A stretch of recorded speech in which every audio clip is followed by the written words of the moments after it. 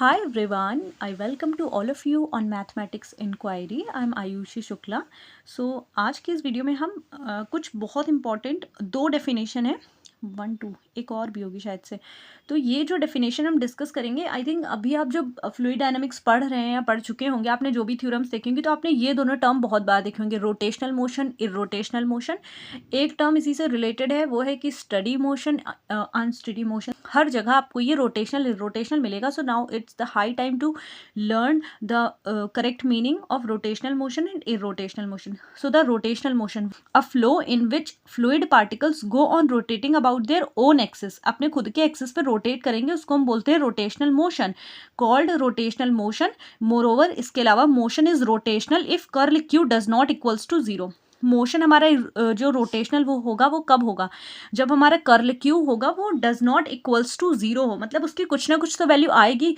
एक ऑब्वियस आप एग्जाम्पल लेकर के समझ सकते हैं कि जब भी कोई चीज़ कहीं पे भी रोटेट करेगी तो वो कुछ ना कुछ वैल्यू तो शो करेगी ही. एटलीस्ट उसमें मोशन हो रहा है, वो मूव कर रही है ना, तो एटलीस्ट कुछ तो वो शो करेगी.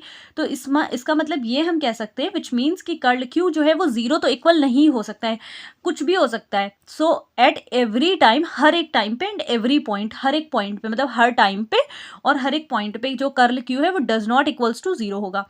अब इसका ऑपोजिट आ जाइए. अब तक रोटेशनल मोशन था, अब हमारा आता है irrotational motion. So what's irrotational motion means? A flow in which fluid particles does not go on rotating about their own axis.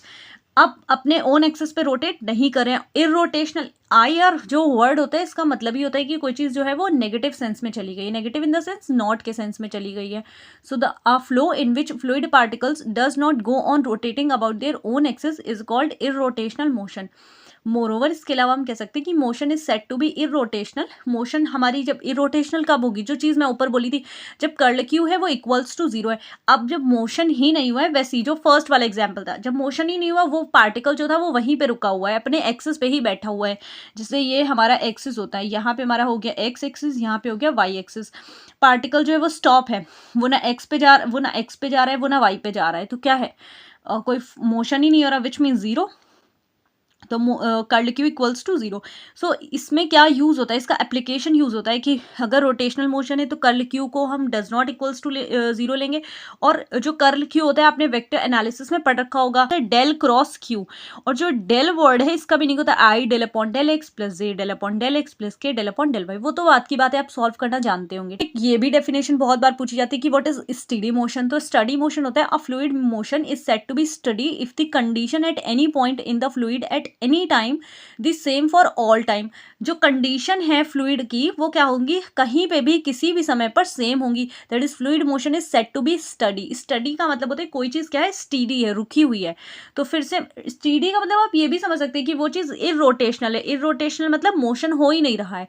तो del rho upon del t zero, del p upon del t zero, del v upon del t zero. यहाँ जो ये रो है, P है, we है, ये P जो है, रो है वो हमारा डेंसिटी, पी वो प्रेशर, एंड वी जो है वो वेलोसिटी रिप्रेजेंट कर रहा है. ये चीज़ यहाँ पे लिख रखी है. And for the clear picture of this definition, you can join my Telegram channel Mathematics Inquiry. Over there the clear picture of these topics are available. Okay, so till then take care everyone. मिलते हैं next video में. Have a nice day.